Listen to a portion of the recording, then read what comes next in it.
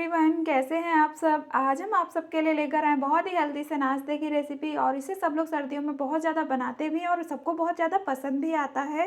तो फ्रेंड्स, हम बनाने वाले हैं मूंग दाल की कचौड़ी और साथ में जो हम सब्जी सर्व करेंगे उसकी भी रेसिपी हम आपके साथ शेयर करेंगे। तो चलिए फ्रेंड्स, वीडियो को स्टार्ट करते हैं, मतलब कि हम अपनी रेसिपी बनाना शुरू करते हैं। तो इस रेसिपी को बनाने के लिए सबसे पहले हमने ले लिया, देखिए 3 प्रकार की दाल। आप दाल 2 प्रकार की भी ले सकते हैं, लेकिन हमने 3 प्रकार की ली है। और ये जो उड़द की दाल है इसको हमने बिल्कुल थोड़ी सी ली है। और ये हमने ली है चने की दाल। सबसे ज्यादा क्वांटिटी में हमने ली है मूंग की दाल। तो फ्रेंड्स, अगर आप केवल मूंग की दाल की बनाना चाहते हैं तो आप केवल मूंग की दाल की भी इसी तरह से बना सकते हैं, लेकिन हम 3 प्रकार की दालें यूज कर रहे हैं। आपको जैसे सही लगे उस तरीके से आप दालों का यूज कर सकते हैं। हमने ले लिया है फ्रेंड्स गर्म पानी। ठंडियों में जब भी हम दाल को भिगोते हैं तो गर्म पानी में ही भिगोते हैं, इससे दाल बहुत अच्छे से फूल जाती है और जल्दी फूल जाती है।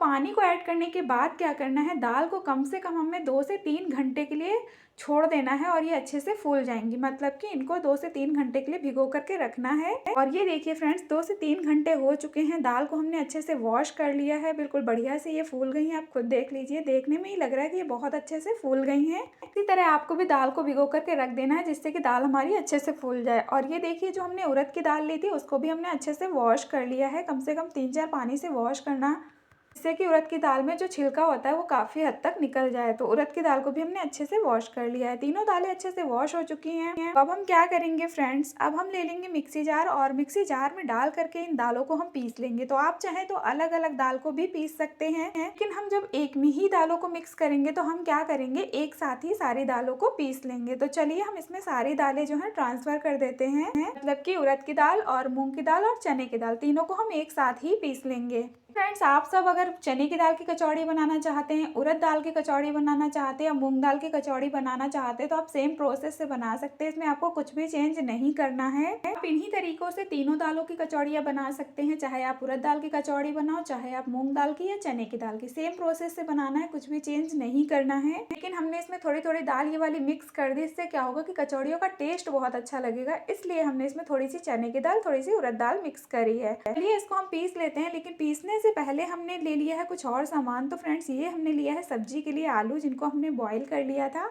तो फ्रेंड्स, ये आलू जो है ये बहुत बड़ी थी और ये नई आलू है जो कि पकने में बहुत ज़्यादा टाइम लगता है, इसलिए इनको हमने बीच से कट कर दिया था और प्रेशर कुकर में डाल के बॉईल कर लिया है। तो फ्रेंड्स, आलू के अलावा भी हमने लिया है टमाटर। तो टमाटर को फ्रेंड्स हम क्या करेंगे, पीस लेंगे, मतलब कि टमाटर का हम पेस्ट बना लेंगे या प्यूरी बना लेंगे और इस पेस्ट को हम सब्जी बनाने में यूज करेंगे, इसलिए सारी चीजों को हमने पहले ही आपको दिखा दिया है। ये देखिए फ्रेंड्स, दाल को हमने पीस लिया है और इस तरीके से आपको भी दाल को पीसना है। बहुत ज्यादा पेस्ट की तरह बिल्कुल नहीं बनाना है और इसमें हमने पानी बिल्कुल नहीं ऐड किया था, मतलब इसको हमने बिना पानी के पीसकर इस तरीके से रेडी किया है। और दरदरी ही आपको पीसना है, तभी इसकी जो कचौड़ियाँ हैं टेस्टी लगती हैं। देखिए टमाटर का पेस्ट भी हमने बना लिया है, ये देखिए बढ़िया से इसको हमने पीस लिया है। तो इसी तरह से टमाटर का पेस्ट भी आपको पहले ही रेडी कर लेना है। फ्रेंड्स, हम सबसे पहले सारी तैयारी कर लेते हैं, फिर उसके बाद कचौड़ी और सब्जी बनाएंगे। तो ये देखिए पेस्ट भी बना लिया और आलू हमने ले ली, जिनको हमने छील लिया है, और ये बॉईल की हुई आलू हमने आपको पहले ही बताया था। तो हम आलू को क्या करेंगे, इस तरीके से बड़े बड़े टुकड़ों में मैश करेंगे। मतलब बहुत ज्यादा आपको मैश नहीं करना, बस आपको इसके टुकड़े इस तरीके से करने हैं। आप खुद देख लीजिए, इसी तरह से आपको इसके टुकड़े करना है। इनको आपको चाकू से बिल्कुल कट नहीं करना है, इस तरीके से बड़े बड़े टुकड़ों में आपको इस तरीके से हाथों से ही थोड़ा सा टुकड़े करना है।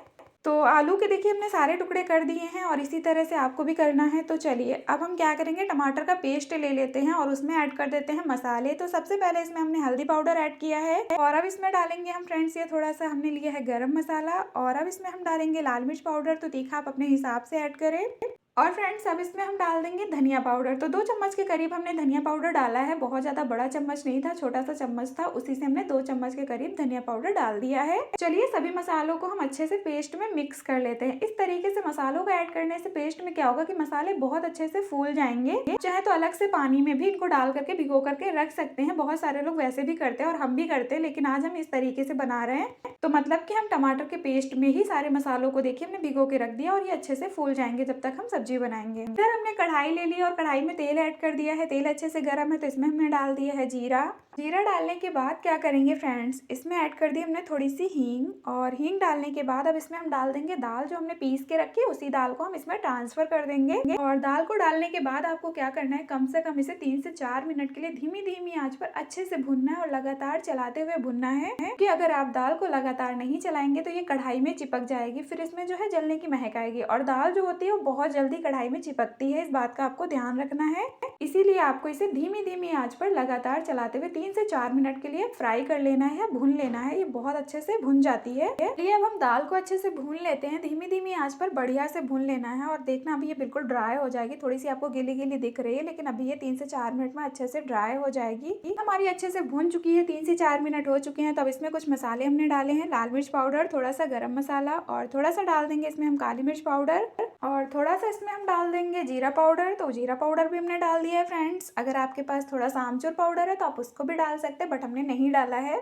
अब इसमें हमने धनिया पाउडर डाल दिया है और टेस्ट के अकॉर्डिंग नमक डाल दिया है। तो फ्रेंड्स अब सभी चीज़ों को डालने के बाद क्या करना है, हमें इसे फिर से अच्छे से मिक्स कर लेना है, और गैस की फ्लेम बिल्कुल धीमी है। हमने आपसे पहले ही कहा था सारी चीज़ें हमें धीमी धीमी आंच पर ही करनी है, मतलब सारा प्रोसेस धीमी धीमी आंच पर करना है, जिससे दाल बिल्कुल कढ़ाई में चिपके नहीं। तो फ्रेंड्स अब आप खुद देख लीजिए, दाल हमारी बहुत अच्छे से भुन गई है, बिल्कुल ड्राई हो चुकी है, आपको खुद देखने में लग रहा है बिल्कुल सूखी सूखी हो चुकी है। इसी तरह से आपको दाल को ड्राई करना है या भुनना है। तो चलिए अब इसको हम निकाल लेते हैं, क्योंकि ये बहुत अच्छे से भुन गई है, इससे ज्यादा अब हमें इसे नहीं भुनना है। फ्रेंड्स इसको निकालने के लिए हमने वही बाउल ले लिया है जिसमें हमने दाल को पहले रखा था पीस करके, वही बाउल हमने ले लिया। आप चाहें तो दूसरा बर्तन भी ले सकते हैं। तो ये देखिए दाल काफी अच्छे से भुन गई है, हम आपको पास से दिखा रहे हैं, बहुत अच्छे से भुन गई है। तो इसको साइड में रख देते हैं और इसी कढ़ाई में हम सब्जी बना लेते हैं। आप दूसरी कढ़ाई का भी यूज कर सकते हैं, लेकिन हमने इसी कढ़ाई को ले लिया क्योंकि बहुत अच्छे से साफ कर लिया, और इसमें हमने तेल ऐड कर दिया है। तेल अच्छे से गर्म हो गया, तो चलिए इसमें जीरा डाल देते हैं थोड़ा सा।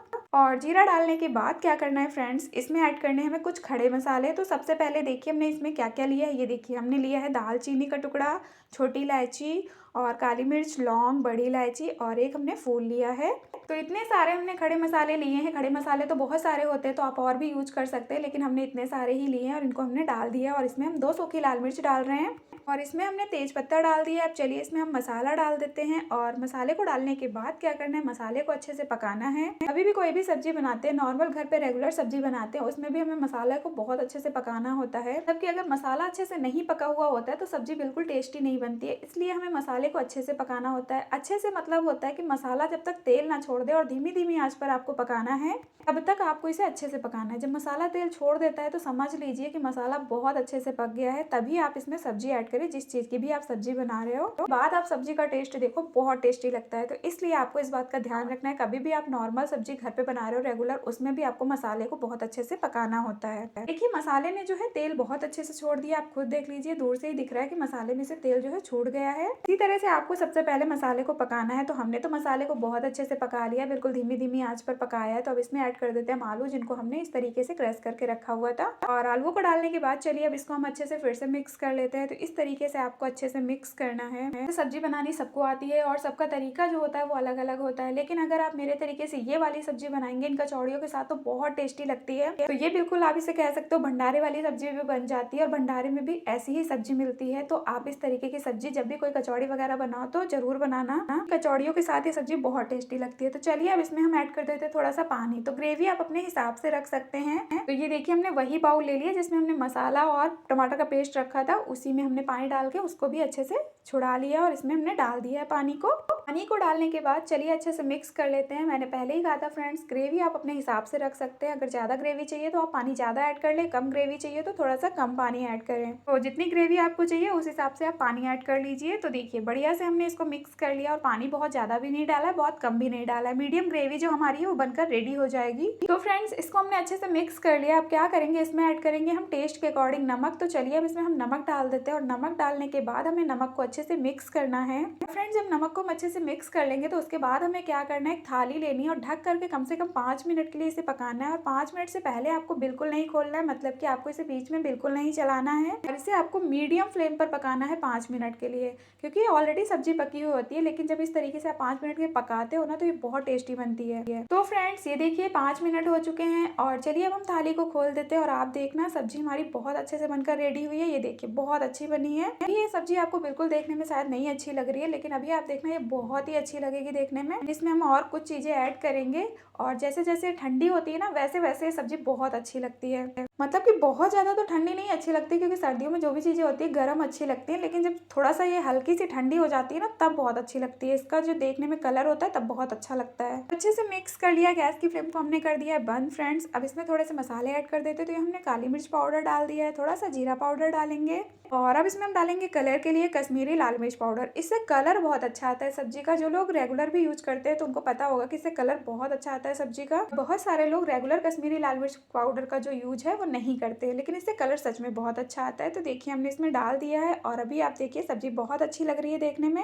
और कलर भी जो है काफी अच्छा लग रहा है। तो अभी इसमें हम धनिया पत्ती नहीं डालेंगे। अब इसको हम क्या करेंगे 5 मिनट के लिए फिर से ढक करके रख देंगे और 5 मिनट के बाद इसको हम खोलेंगे। गैस की फ्लेम ऑफ है, आपको इस बात का ध्यान रखना है। चलिए फ्रेंड, जब तक सब्जी हमारी रेस्ट पे है तब तक हमने ले लिया है गेहूं का आटा और गेहूं के आटे को हमने अच्छे से छान लिया है, मतलब कि साफ कर लिया है। तो इसमें ऐड कर रहे हैं हम थोड़ी सी अजवाइन। अजवाइन को आपको इस तरीके से क्रश करके डालना है और अजवाइन डालने के बाद अब इसमें थोड़ा सा हम तेल डाल देंगे और कोई चीज हमें इसमें नहीं डालनी है। आप चाहे तो इसमें नमक ऐड कर सकते हैं, बट हमने नहीं ऐड किया है, लेकिन अगर आपको ऐड करना है तो थोड़ा सा आप डाल सकते हो।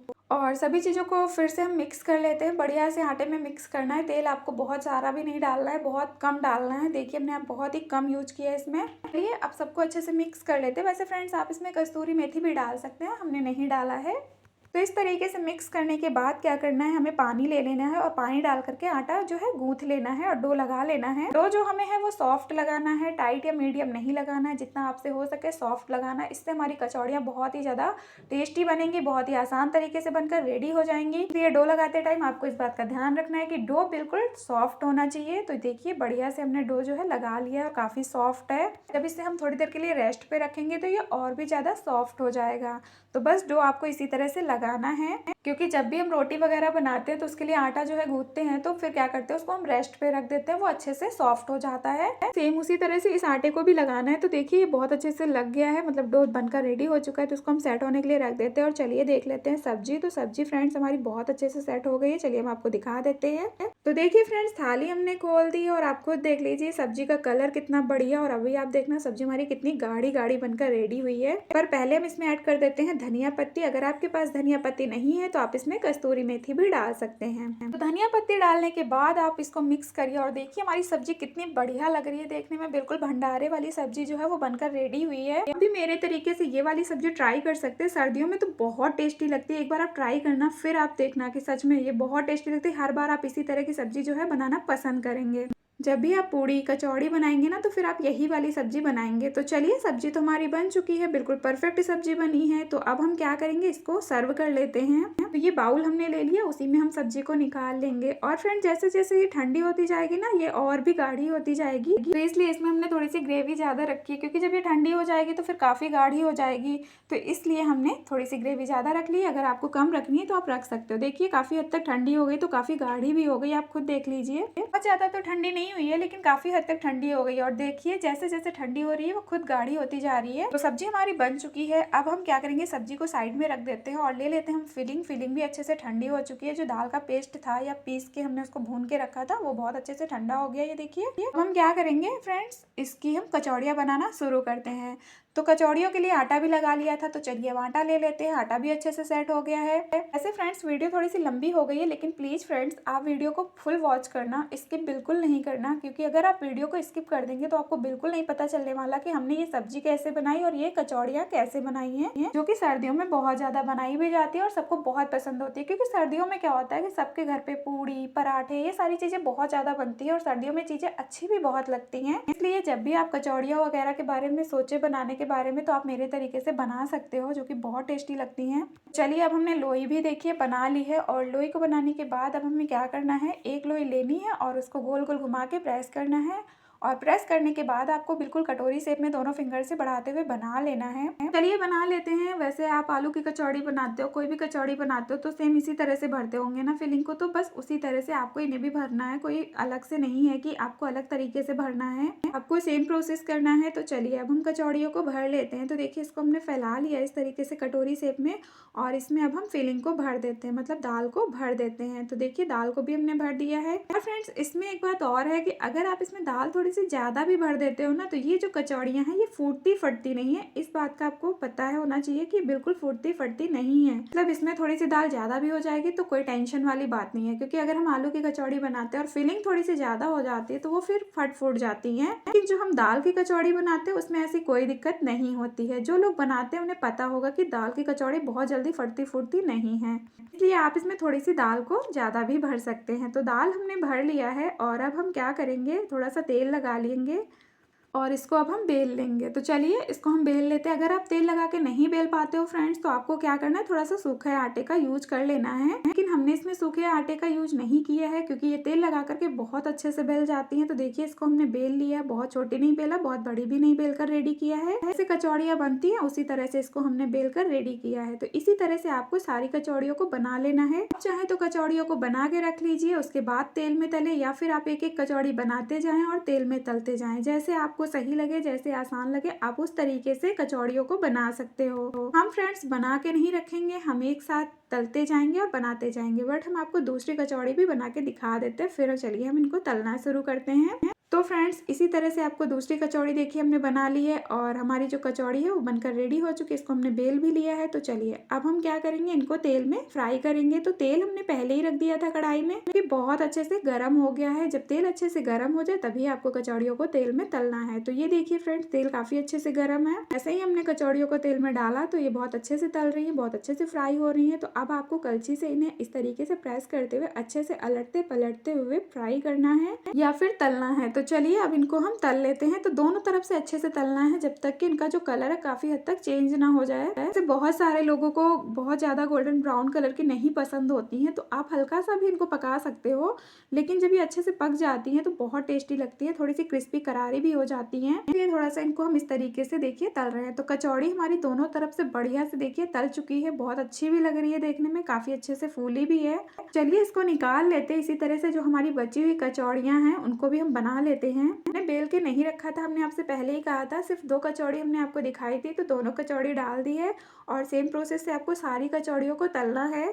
तो ये देखिए दूसरी कचौड़ी भी काफी अच्छे से तल गई है। तो इसी तरह से आपको तलना है और बहुत ज्यादा तेज आंच पर आपको कचौड़ियों को नहीं तलना है, मीडियम फ्लेम पर ही तलना है। क्योंकि अगर आप कचौड़ियों को बहुत ज्यादा तेज आंच पर तलेंगे तो ये अंदर से कच्ची रह जाएंगी, फिर खाने में बिल्कुल टेस्टी नहीं लगेंगी। इसलिए आपको इस बात का ध्यान रखना है कि कचौड़ियों को बहुत ज्यादा तेज आंच पर नहीं तलना है। तो देखिए जो कचौड़ी हमारी है वो बन चुकी है, बहुत अच्छी बन चुकी है, देखने में बहुत अच्छी लग रही है। आप खुद देख लीजिए कितनी बढ़िया लग रही है। तो इसी तरह से आप जितनी भी कचौड़ियाँ बनाना चाहे बना सकते। और इसके साथ हमने सब्जी ले ली है, जो सब्जी हमने आपको अभी बना करके दिखाई है वही सब्जी हमने ले ली है। तो हमारी तो कचौड़ी और भंडारे वाली सब्जी भी बोल सकते हो, आलू की सब्जी भी बोल सकते हो, बनकर रेडी हो चुकी है। और आपको अंदर की फिलिंग दिखा देते हैं। तो देखिए फ्रेंड्स अंदर की फिलिंग कितनी बढ़िया लग रही है। मतलब जब आप दाल को इस तरीके से दरदरा पीसते हो ना तो उसका टेस्ट ही अलग लगता है। आप खुद देखिए कितनी बढ़िया लग रही है, अंदर देखने में दाल भी दिख रही है। ये इस तरीके से जो दाल के टुकड़े छोटे छोटे मुंह में जाते हैं ना तो ये बहुत टेस्टी लगते हैं। इसीलिए इसको हमने बिल्कुल पेस्ट की तरह नहीं पीसा था। और जो भी मूंग दाल की कचौड़ी बनाते हैं ना उनको बिल्कुल पेस्ट की तरह नहीं पीसना होता है,